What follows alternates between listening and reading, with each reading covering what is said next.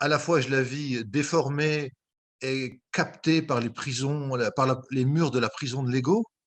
par mes croyances qui la déforment, par mes filtres avec des enquistements liés au traumatisme que j'ai eu en tant qu'être vivant, comme tous les êtres vivants, n'est-ce pas? Et qui déforment la grande conscience originelle, porteuse de vie, d'information, d'énergie, en un petit torrent,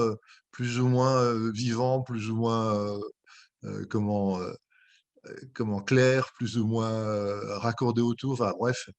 Donc moi je la vis à la fois dans mon ego, en tant que petite conscience, mais parfois je la vis en me raccordant dans un état élargi de conscience, comme quelque chose d'extrêmement puissant, d'extrêmement intelligent, qui contient plein d'informations que j'ai pas quand je suis dans mon ego, qui contient des énergies pour moi si je veux bien m'y raccorder, qui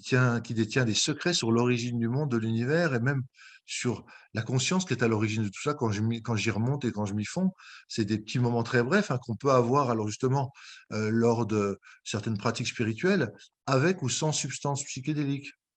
Moi, mais il se trouve que moi, les 3 derniers livres que j'ai écrits, c'est sur les substances psychédéliques, donc je pense à ça quand je dis ça. Mais il y a bien sûr pas que ça, il y a toutes les pratiques, ésotériques, gnostiques ou bien, mystiques ou bien, corporelles, genre yoga et cetera, méditation, enfin donc cette conscience, cette grande conscience, elle peut se révéler sous forme de vision, d'intuition, de révélation, de comment? De sorte d'extase remplie par la présence de l'être, un peu comme l'épouse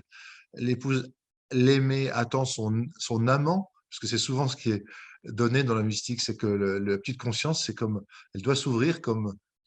entre guillemets, l'archétype de la femme qui attend son élu,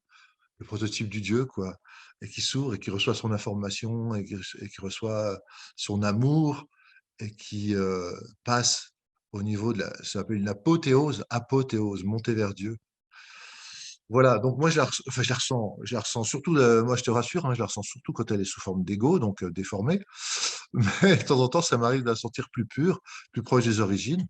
et ça, c'est vraiment waouh!